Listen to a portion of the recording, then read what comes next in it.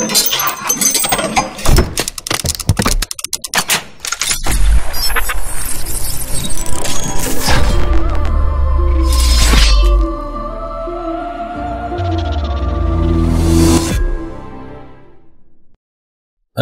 alaikum wa rahmatullahi wa barakatuhu. Alhamdulillah wa salatu wa salamu ala rasulillah wa ala alihi wa sahbihi wa man wala. Bienvenue pour cette deuxième partie, réponse à Arnaud Dumouche. Sans tarder, on passe à la sixième question, Inch'Allah. La sixième question. Pourquoi Dieu a sacrifié Jésus pour le pardon? Vous dites que Dieu est tout puissant. Il peut tout faire. Alors pourquoi sacrifier son propre fils? Son fils unique, comme vous dites. Pourquoi il n'a pas pardonné tout simplement? Est-ce qu'il était incapable de le faire? Pourquoi il ne l'a pas fait? Dieu est miséricordieux. Alors, pourquoi il a dû utiliser quelque chose pour le pardon de l'humanité? On va écouter la réponse de Monsieur Dumouche. Il faut d'abord comprendre, dire comme ça que Dieu a sacrifié son fils, ce n'est pas clair pour les musulmans. Au contraire, c'est clair, Dieu a sacrifié son fils. Il suffit juste d'ouvrir la Bible, l'Évangile selon Jean, chapitre 3, le verset 16. Jean, chapitre 3. Car Dieu a tant aimé le monde qu'il a donné son Fils unique afin que quiconque croit en lui ne périsse point, mais qu'il ait la vie éternelle. Voilà, le verset est clair. Dieu a tant aimé le monde qu'il a donné son Fils unique en sacrifice. Monsieur Dumouche contredit sa propre Bible. On va regarder la suite de sa réponse. Dieu est un seul Dieu. Dieu l'Éternel passe son éternité à se contempler lui-même. Et cette contemplation est parfaite. Cette contemplation qu'on appelle le Verbe, au début de l'Évangile selon saint Jean, ça veut dire la connaissance. On l'appelle, pour faire comprendre, le Fils. Mais en fait, c'est un seul Dieu, Dieu et sa propre contemplation de lui-même. De même, le Père et le Fils, que je viens d'indiquer, s'aiment infiniment, réciproquement. Leur amour infini est absolument identique en infinité à l'essence de Dieu, c'est le Saint-Esprit. Donc, quand on dit que Dieu envoie son Fils sur terre, pour le sacrifier pour nos vies, en fait, on veut dire par là que Dieu vient sur terre. Ils sont un seul être, mais à travers, effectivement, son verbe, sa propre contemplation de lui-même. Pour être honnête, je n'ai vraiment rien compris de ce que Monsieur Dumouche vient de dire. Et lui-même se perd dans son explication. Et pourquoi ce sacrifice est utile? Eh bien, tout simplement, en voyant que Dieu sur la croix est Dieu, on ne peut pas douter maintenant qu'il est humble et qu'il est amour. Si Dieu fait cela pour nous, qui l'insultions à la croix ou pour nos ancêtres, alors, véritablement, on ne peut plus se tromper. Pourquoi n'a-t-il pas tout simplement pardonné puisqu'il est bon? Parce qu'il veut que nous marchions vers lui en retour. Et donc, il ne suffit pas qu'il applique le pardon. Il veut que nous l'aimions, que nous allions vers lui. Et là, quand on comprend qui il est, beaucoup sont attirés vers lui et vraiment se mettent à l'aimer. Comment ça, Dieu est humble? On parle bien de notre Créateur, le Tout-Puissant, l'Omniscient, le Sage. Pour montrer son amour, il aurait suffi qu'il pardonne à celui qui se repent. Pas en tuant un innocent, en l'occurrence ici Jésus. Il est miséricordieux. Son amour, il le prouve en acceptant notre repentance, en nous envoyant les prophètes et les messagers pour nous guider et ne pas nous laisser errer comme des bêtes sur terre. Pas en l'insultant, en lui crachant dessus. Il n'est pas à notre service, bon sang. C'est le contraire, subhanallah, réveillez-vous. C'est comme si vous me dites que pour que les parents prouvent à leurs enfants qu'ils les aiment, ils devraient se faire humilier par leurs enfants, se faire cracher dessus, moquer, etc. Ça n'a aucun sens. Allah prend plaisir à pardonner à ceux qui se repentent. Même la Bible le dit. On va ouvrir la Bible. 2 Rois, chapitre 17. L'Éternel fit avertir Israël et Juda par tous ses prophètes, par tous les voyants, et leur dit : Revenez de vos mauvaises voies, et observez mes commandements et mes ordonnances, en suivant entièrement la loi que j'ai prescrite à vos pères et que je vous ai envoyée par mes serviteurs les prophètes. Ésaïe, chapitre 44. J'efface tes transgressions comme un nuage, et tes péchés comme une nuée. Reviens à moi, car je t'ai racheté. 2 Chroniques, chapitre 7. Si mon peuple sur qui est invoqué mon nom s'humilie, prie et cherche ma face, et s'il se détourne de ses mauvaises voies, Je l'exaucerai des cieux, je lui pardonnerai son péché, et je guérirai son pays. Livre de Jonas, chapitre 3, versets 1 à 10. Dieu voit leurs efforts pour abandonner leur mauvaise conduite. Il change d'avis. Il regrette le mal qu'il voulait leur faire, et il ne le fait pas. Matthieu, chapitre 3. Il disait, repentez-vous, car le royaume des cieux est proche. Évangile de Luc, chapitre 15. De même, je vous le dis, il y aura plus de joie dans le ciel pour un seul pécheur qui se repent que pour 99 justes qui n'ont pas besoin de repentance. Ou quelle femme, si elle a 10 drachmes et qu'elle en perde une, n'allume une lampe, ne balaie la maison et ne cherche avec soin jusqu'à ce qu'elle la retrouve. Lorsqu'elle l'a retrouvée, elle appelle ses amis et ses voisines et dit « Réjouissez-vous avec moi, car j'ai trouvé la drachme que j'avais perdue. » De même, je vous le dis, il y a de la joie devant les anges de Dieu pour un seul pécheur qui se repent. Ésaïe, chapitre 1. Qu'ai-je à faire de la multitude de vos sacrifices ? Dit l'Éternel. Je suis rassasié des holocaustes de béliers et de la graisse des veaux. Je ne prends point plaisir au sang des taureaux, des brebis et des boucs. Quand vous venez vous présenter devant moi, qui vous demande de souiller mes parvis ? Cessez d'apporter de vaines offrandes. J'ai en horreur l'encens, les nouvelles lunes, les sabbats et les assemblées. Je ne puis voir le crime s'associer aux solennités. Mon âme hait vos nouvelles lunes et vos fêtes. Elles me sont à charge. Je suis las de les supporter. Quand vous étendez vos mains, je détourne de vous mes yeux. Quand vous multipliez les prières, je n'écoute pas. Vos mains sont pleines de sang. Lavez-vous, purifiez-vous. ôtez de devant mes yeux la méchanceté de vos actions. Cessez de faire le mal. Apprenez à faire le bien. Recherchez la justice. Protégez l'opprimé. Faites droit à l'orphelin. Défendez la veuve. Venez et plaidons, dit l'Éternel. Si vos péchés sont comme le cramoisi, ils deviendront blancs comme la neige. S'ils sont rouges comme la pourpre, ils deviendront comme la laine. Si vous avez de la bonne volonté et si vous êtes docile, vous mangerez les meilleures productions du pays. Mais si vous résistez et si vous êtes rebelles, vous serez dévorés par le glaive, car la bouche de l'Éternel a parlé. Aller vers Dieu, revenir à lui, on appelle ça la repentance, se repentir. Jésus et les prophètes ont prêché le repentir. On va passer, Inch'Allah, maintenant à la question suivante. On va maintenant passer à la 7e question. À quoi a servi le sacrifice de Jésus? Quelques passages de la Genèse nous racontent le châtiment que Dieu a prononcé sur Adam et Ève. Petit rappel pour ceux qui n'ont pas lu cette histoire ou ceux qui n'ont pas une bonne mémoire.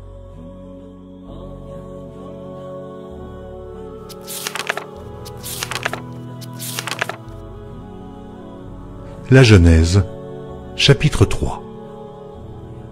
Il dit à la femme, « J'augmenterai la souffrance de tes grossesses. Tu enfanteras avec douleur, et tes désirs se porteront vers ton mari, mais il dominera sur toi. »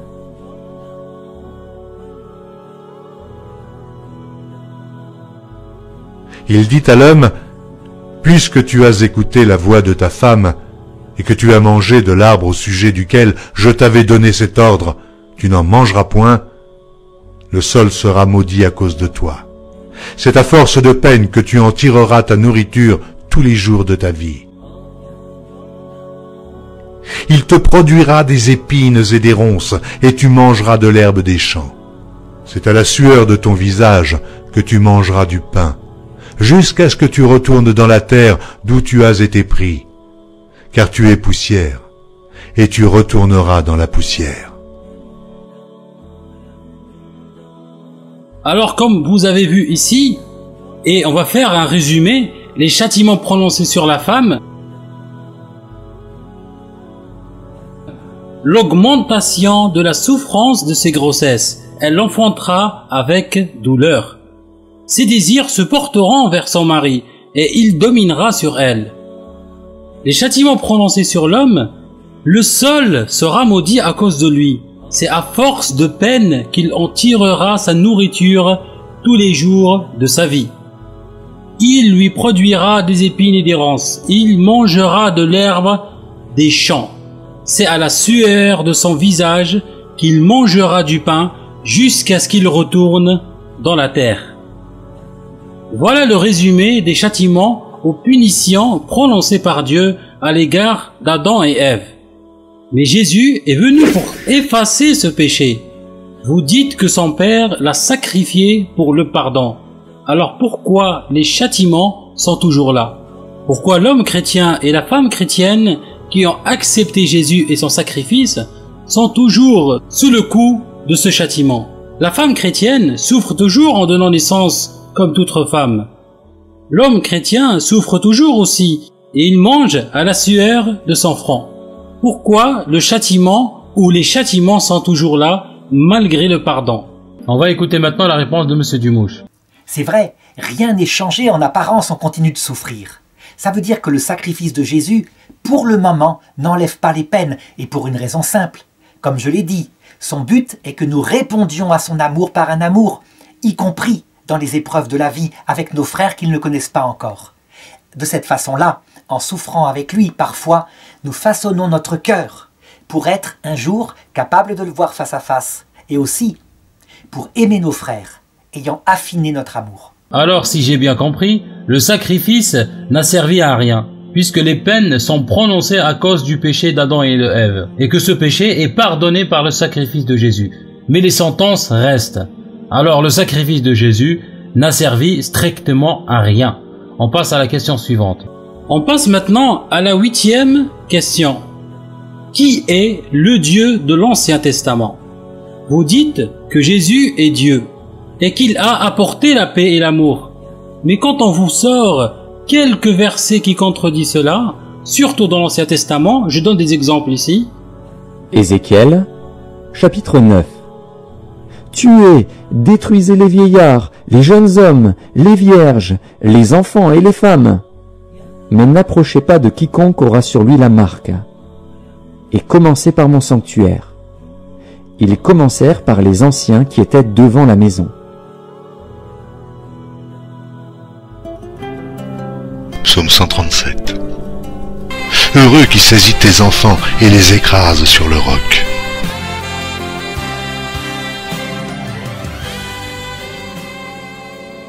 Nombre, chapitre 15. L'Éternel dit à Moïse, « Cet homme sera puni de mort.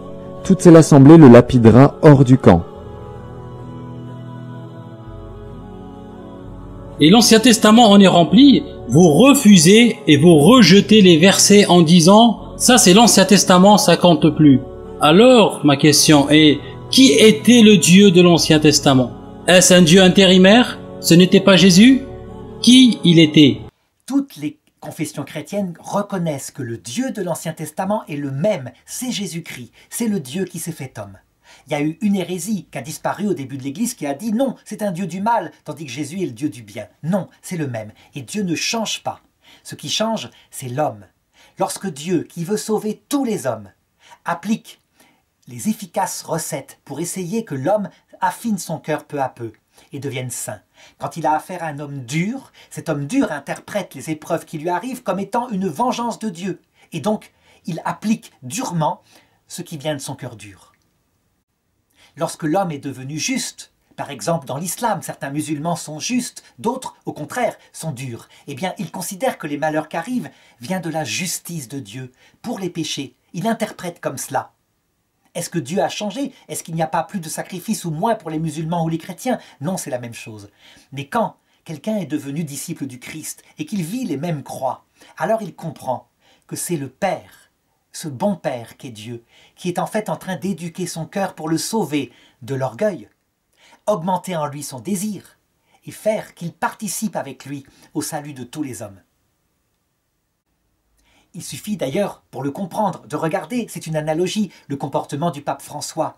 Lorsqu'il a affaire aux criminels, du style les mafiosi italiens, il leur annonce « Attention, l'enfer existe, vous irez en enfer ». Et ce même pape François, lorsqu'il prend un enfant innocent dans ses bras, eh bien, simplement, il le bénit. Arnaud Dumouche a enfin répondu à une question. Le Dieu de l'Ancien Testament n'est que Jésus pour les chrétiens. Alors cessez de dire qu'il n'est qu'amour, non, il est aussi le Dieu jaloux, Dieu dur en châtiment. Sinon, vous faites une hérésie comme l'a souligné Arnaud Dumouche, et vous suivez les martiens. Bart Ehrman nous dit dans son livre « La construction de Jésus, aux sources de la religion chrétienne », page 260, je cite, « Marcian écrit un livre, Les Antithèses, qui démontre la dichotomie absolue entre le Dieu de l'Ancien Testament et le Dieu de Jésus. Le Dieu de l'Ancien Testament n'est que colère et vengeance, un Dieu du jugement, tandis que le Dieu de Jésus est amour et mansuétude, un Dieu de salut. En quoi ces dieux sont-ils différents? Marcian en vient à une conclusion logique. Pour lui, en effet, il existe libéralement deux dieux distincts. Le Dieu de l'Ancien Testament a créé notre monde, il a élu le peuple d'Israël, lui a donné sa loi, et l'a ensuite condamné, avec tous les autres peuples, au châtiment éternel s'ils ne l'observent pas. Le Dieu de Jésus, qui n'a aucun rapport avec la création, avec Israël ou avec la loi, est venu en ce monde pour sauver les humains de la colère du Dieu de l'Ancien Testament. Pour cela, il a fait mourir Jésus sur la croix en lui faisant prendre sur lui toute cette colère. Ceux qui ont foi en Jésus peuvent par conséquent échapper à l'emprise du Dieu vengeur des Juifs. Alors cessez de dire « Dieu n'est qu'amour », assumez un peu. À la page 25 du même livre, il nous dit « Le Dieu vengeur n'apparaît pas seulement dans l'Ancien Testament comme certains chrétiens ont voulu le prétendre. Même dans le Nouveau Testament, Dieu est le Dieu du jugement et de la colère. N'importe quel lecteur de l'Apocalypse le sait. Le lac de feu est constamment entretenu, prêt à accueillir quiconque s'oppose à Dieu. Alors assumez un petit peu votre religion et arrêtez de faire du soufisme ou deux poids, deux mesures. On va passer, Inch'Allah, à la 9e question. On passe maintenant à la 9e question. Pourquoi Jésus n'est pas revenu comme il l'a promis? Jésus a prophétisé son retour avant la mort des disciples. On va écouter le verset. Matthieu, chapitre 16. Je vous le dis en vérité. Quelques-uns de ceux qui sont ici ne mourront point, qu'ils n'aient vu le Fils de l'homme venir dans son règne. Comme vous avez vu, la promesse de Jésus de son retour avant la mort de ceux qui étaient présents. Le problème, c'est qu'ils sont déjà morts il y a une belle durette.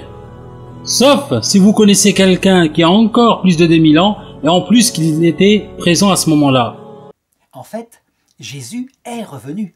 Tout le problème, c'est que nous attendons son retour. Pour la fin du monde, glorieux, il descend du ciel, on en parle au journal de 20h. En réalité, tous les gens qui l'ont entendu parler, ce jour-là, cette génération ne passera pas que tout ne soit accompli. 30, 40 ans, 50 ans plus tard, tous sans exception l'avaient vu revenir dans sa gloire à l'heure de leur mort, un par un. Et personne ne s'en était rendu compte sur terre, mais réellement, tous les gens de cette génération, tous les gens de la guerre 14 l'ont vu sans exception revenir. Évidemment, Jésus-Christ n'a pas forcément intérêt à montrer les choses glorieuses maintenant. Il les réserve pour l'heure de la mort et la fin du monde. Subhanallah, quelle réponse incroyable. Arnaud Dumouche, le philosophe qu'il est, nous dit que Jésus est revenu. Mais pour ceux qui sont morts, comment le sait-il? Est-ce que M. Dumouche a reçu une révélation ou a goûté à la mort? A-t-il une preuve? Un peu de sérieux. Donner une telle réponse implique que soit il est ignorant des Écritures, ou tout simplement il cherche une logique là où il n'y en a pas. Monsieur Dumouche contredit complètement la croyance de l'époque, celle des disciples, surtout celle de Paul. Bart Ehrman, dans son livre La construction de Jésus, aux sources de la religion chrétienne, nous dit dans la page 175, je cite, « Paul soutient toutefois, même si les humains meurent avec le Christ, ils ne sont pas encore ressuscités avec lui.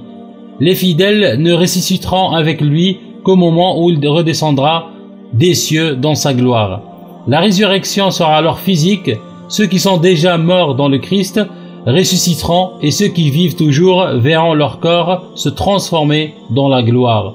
Leur enveloppe mortelle deviendra immortelle, libérée des douleurs de la vie et de la possibilité de la mort. » Quand Paul évoque la résurrection avec le Christ, il s'agit toujours d'un événement à venir. Il est étonnant que dans les églises de Paul, certains convertis ne soient pas d'accord et pensent qu'ils ont déjà connu une sorte de résurrection spirituelle avec le Christ et qu'il règne déjà avec lui dans les cieux. C'est en effet la position que Paul combat avec véhémence dans sa première épître aux Corinthiens, dont la clé et le point culminant se trouvent à la fin, quand Paul soutient que l'expérience de la résurrection est inédite, encore à venir, transformation réelle, physique du corps, et non pas résurrection spirituelle. 1 Corinthiens 15. Paul lui-même affirme catégoriquement dans sa lettre aux Romains que les baptisés sont morts avec le Christ, mais qu'ils ne sont pas encore ressuscités en lui. Romains 6, 5, 9, je cite, « Car si nous avons été totalement unis, assimilés à sa mort, nous le serons aussi à sa résurrection. » Le verbe est au futur. Si nous sommes morts avec Christ, nous croyons que nous vivrons aussi avec lui. Encore le futur. Paul lui-même attendait le retour de Jésus dans son royaume de son vivant. À la page 114, je cite, « La différence entre Marc et Jean ne se résume pas au fait que Jésus parle de lui et qu'il s'identifie à Dieu. Ses enseignements ne sont pas identiques à ceux de Marc sur la venue du royaume de Dieu. Dans l'évangile de Jean, Jésus n'évoque pas l'idée du royaume futur de Dieu sur terre où il régnera en maître et toutes les forces du mal seront anéanties. Jésus enseigne plutôt aux humains qu'ils ont besoin de la vie éternelle, au paradis qu'il leur faut pour cela non seulement naître sur terre, mais naître d'en haut. C'est ce que signifie le royaume de Dieu chez Jean. Les rares fois où il en est question, c'est la vie au paradis, là-haut avec Dieu, non pas un nouveau paradis ou une nouvelle vie ou une nouvelle terre ici-bas. La foi en Jésus donne la vie éternelle. Ceux qui croient en Jésus vivront avec Dieu pour toujours. Ceux qui ne croient pas seront condamnés. Nombre d'historiens pensent qu'il est logique que l'évangile de Jean, le dernier, n'évoque plus la venue imminente du Fils de l'homme sur terre pour prononcer le jugement dernier et inaugurer le royaume utopique. Chez Marc, Jésus prédit que la fin approche, qu'elle viendra avant que cette génération ne s'éteigne du vivant de ses disciples. Mais quand Jean écrit, sans doute autour de 90 à 95 après Jésus-Christ, la génération en question a disparu et quelques-uns des disciples, sinon tous, sont déjà morts. Autrement dit, ils sont morts avant la venue du royaume. Que faire de la promesse d'un royaume éternel sur terre s'il n'arrive jamais? Il suffit de réinterpréter cette promesse. Jean s'exécute en modifiant l'idée première. On va ouvrir le livre La synopse des 4 évangiles pour voir comment Jean a changé et réinterprété le retour imminent de Jésus. Pour commencer à la page 89. On se rend compte que Luc et Jean retirent le retour imminent de Jésus contrairement à Matthieu. Matthieu lui écrit « Je vous le dis, vous n'achèverez pas les villes d'Israël avant que vienne le Fils de l'homme. » Le disciple n'est pas au-dessus du maître, ni le serviteur au-dessus de son Seigneur. Les auteurs de l'évangile, selon Luc et selon Jean, reprennent le verset 24 en supprimant le retour imminent de Jésus. À la page 153, les évangiles synoptiques, ça veut dire selon Marc, selon Matthieu, selon Luc, mentionnent le retour imminent de Jésus, comme vous voyez devant vous.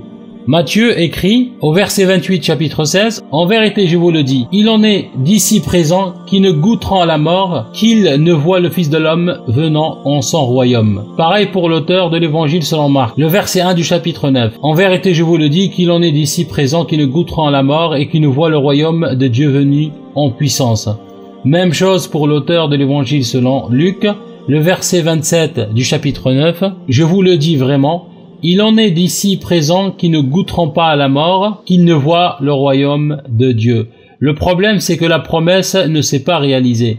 Comment faire pour régler ce problème? Tout simplement, il faut s'en débarrasser et le réinterpréter. Alors l'auteur de l'évangile selon Jean change carrément le verset. Le verset 51 et 52 du chapitre 8. « En vérité, je vous le dis, si quelqu'un garde ma parole, il ne goûtera jamais à la mort. » Et voilà, le problème est réglé. Bart Ehrman, encore dans son livre La construction de Jésus aux sources de la religion chrétienne, à la page 212, nous dit, je cite, « On a déjà abordé certaines des preuves démontrant qu'il s'agit là du point de vue le plus ancien trouvé dans les évangiles. On l'a vu dans un chapitre précédent, c'est dans les évangiles synoptiques que Jésus prêche la venue du royaume de Dieu. Ce royaume de Dieu n'est pas le paradis, l'endroit où l'on va quand on meurt, comme c'est le cas dans la tradition chrétienne ultérieure. C'est un véritable royaume, ici sur terre, où Dieu régnera grâce à son Messie. Un royaume utopique où le premier sera le dernier et le dernier le premier. C'est seulement dans le dernier évangile, celui de Jean, que Jésus cesse de proclamer l'imminence de la venue de ce royaume. Pourquoi ? On l'a vu plus tôt, le royaume n'est pas advenu. Et l'auteur du dernier évangile a dû réinterpréter le message de Jésus en fonction de son époque. Les traditions des premiers évangiles indiquent cependant que le message de Jésus porte sur le royaume à venir. À la page 352, il nous dit, je cite, « Qu'arrive-t-il toutefois à ceux qui meurent avant la fin des temps ?» Paul, de toute évidence, on vient à croire que pour ceux qui meurent avant le retour de Jésus, il existe une sorte de vie intermédiaire avec le Christ. C'est pour cette raison qu'il écrit aux Philippiens, je cite, « Pour moi, vivre, c'est Christ, et mourir est un gain. » Que ceux qui croient en Jésus disposeront d'une sorte de corps temporaire qui leur sera attribué dans les cieux, mais qu'il ne s'agirait là que d'une solution très provisoire. Quand le Christ sera de retour dans sa gloire, les morts en Christ ressusciteront d'abord, et ensuite tous ceux qui sont encore en vie, et Paul parmi eux, sera transformé pour que leur corps devienne immortel. Ils vivront alors éternellement sur terre. Par conséquent, pour Paul, Jésus et les premiers chrétiens, la vie éternelle sera vécue dans un corps, non pas dans les cieux, mais ici-bas, là où nous sommes. Paul insiste vivement sur ce point dans la première épître aux Corinthiens. Le fait que le corps de Jésus ait été ressuscité d'entre les morts montre ce qui signifiera la résurrection future, la résurrection des corps et leur transformation en des corps éternels. Paul se moque de ses opposants à Corinthe parce qu'ils pensent avoir déjà vécu une résurrection spirituelle et profiter désormais de leur esprit, de tous les bienfaits du salut. La résurrection est physique et du coup, il tombe sous le sens qu'elle n'est pas encore advenue. Ce monde est encore régi par les forces du mal, et ce n'est qu'à la fin que tout sera résolu et que les disciples de Jésus seront vengés, transformés et gratifiés d'une récompense éternelle. Je pourrais donner encore plus de preuves, mais je crois que c'est assez clair. Donc la question persiste, pourquoi Jésus n'est pas revenu? On va passer maintenant, Inch'Allah, à la dernière question. On passe maintenant à la dernière question, la 10e question, le mariage et le divorce.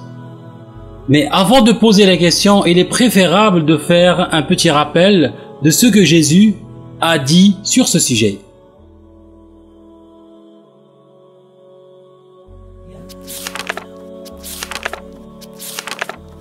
Matthieu, chapitre 5. Mais moi je vous dis que celui qui répudie sa femme, sauf pour cause d'infidélité, l'expose à devenir adultère, et que celui qui épouse une femme répudiée commet un adultère. Matthieu, chapitre 19. Mais je vous dis que celui qui répudie sa femme, sauf pour infidélité, et qui en épouse une autre, commet un adultère. Ses disciples lui dirent, « Si telle est la condition de l'homme à l'égard de la femme, il n'est pas avantageux de se marier. » Même les disciples trouvent que la condition de l'homme à l'égard de la femme n'avantage pas le mariage. Alors, imaginez avec moi, ici, deux chrétiens se marient et après quelques mois ou quelques années de vie commune, ils ne veulent plus vivre ensemble. Il n'y a plus aucune attache entre eux, pas d'affection. Bref, ils ne se supportent plus. Les disputes, les cris, les pleurs, etc. Un enfer. Mais la femme n'est pas adultère, ni l'homme d'ailleurs. Ils sont tous les deux croyants. Comment ils vont faire pour régler ce problème, puisque le divorce est interdit sauf pour adultère? Est-ce qu'ils sont condamnés à vivre ensemble malgré tout?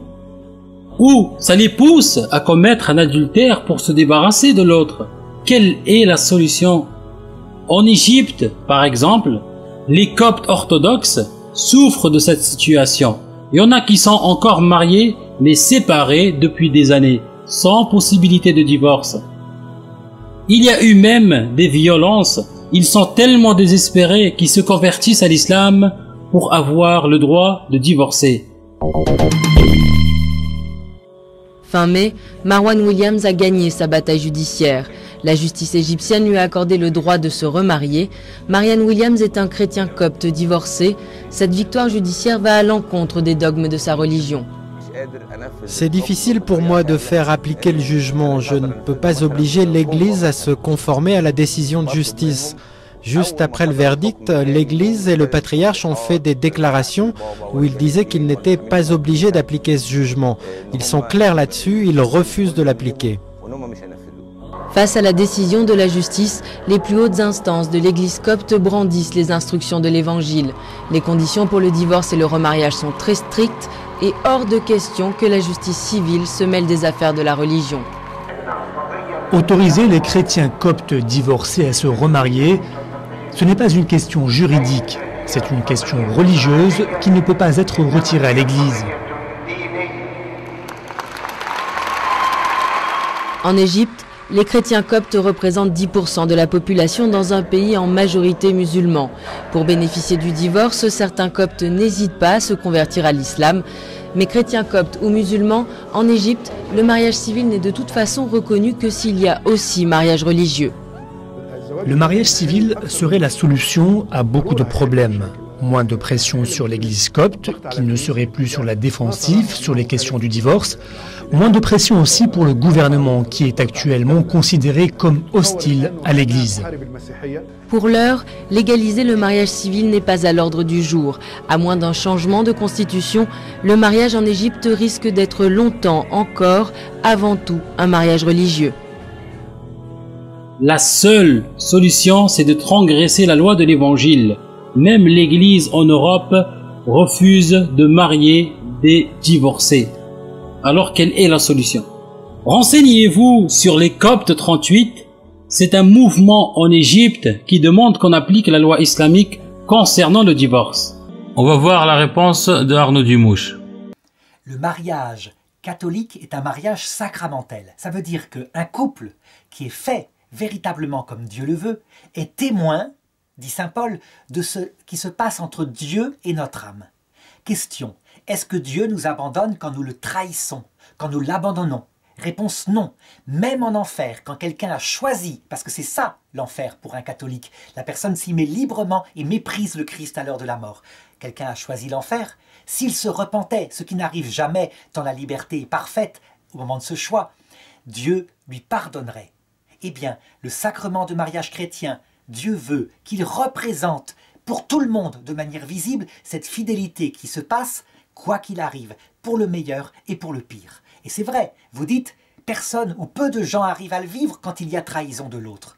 Dans ce cas-là, il n'y a pas excommunication si une personne n'y arrive pas et qu'elle se remarie.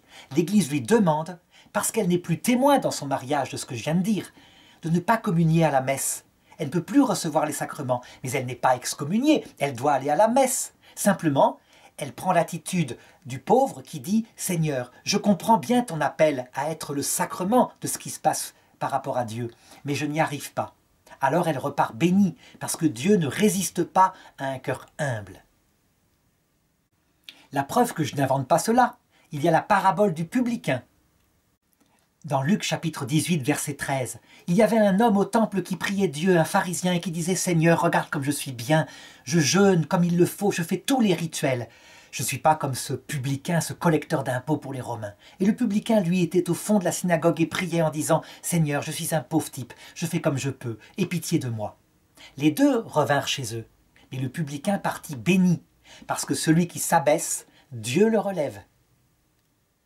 Monsieur Dumouche contourne la question. Ma question n'était pas une demande d'explication du dogme du mariage dans l'Église catholique, mais la solution à ce problème qui pourrit la vie des chrétiens, qui pousse certains à se convertir à l'islam juste pour bénéficier du divorce. C'est une loi impraticable.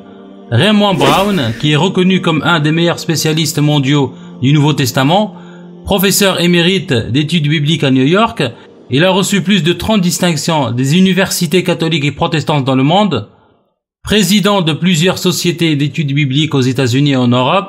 Il a été appelé par 2 papes à faire partie de la commission biblique pontificale, qui est un prêtre sulpicien américain, théologien et exégète, désigné en 1972 et en 1996 pour siéger à la commission biblique pontificale qui conseille le pape sur les sujets scripturaires et professeur pendant 23 ans à l'Union Theological Seminary de New York. Il a acquis une grande réputation comme un des meilleurs biblistes, spécialiste du Nouveau Testament aux États-Unis. Il nous dit dans son livre Que sait-on du Nouveau Testament, à la page 234, concernant les lois impraticables que Jésus a données, je cite, « Mais Jésus qui est venu sauver ceux qui étaient perdus, a des critères différents qu'il formule en une directive impraticable, conforme à son aspect eschatologique, à savoir qu'il faut laisser les 99 pour aller à la recherche de la brebis perdue. Aucune église ou de nos jours, aucune paroisse ne peut suivre cette pratique comme normale. » On va lire ici la notation 48, on descend plus bas, je cite, « L'accent porte sur la joie de retrouver la brebis perdue, mais le fait que la recherche soit faite au détriment de la surveillance des 99 autres ne doit pas être négligé.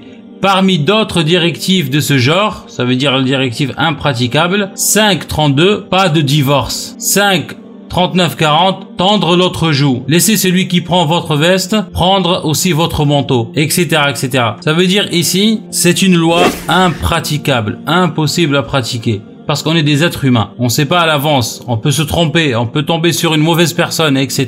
Certaines églises même inventent d'autres conditions pour le divorce pour élargir le champ d'action et régler ce problème.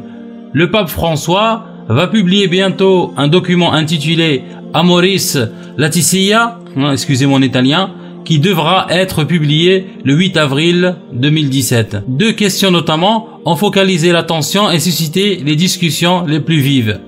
Celle sur l'accès au sacrement de la communion des divorcés remariés. La communion pour les divorcés remariés, le passage clé du document final a été rédigé de manière assez ambiguë pour permettre toutes sortes d'interprétations.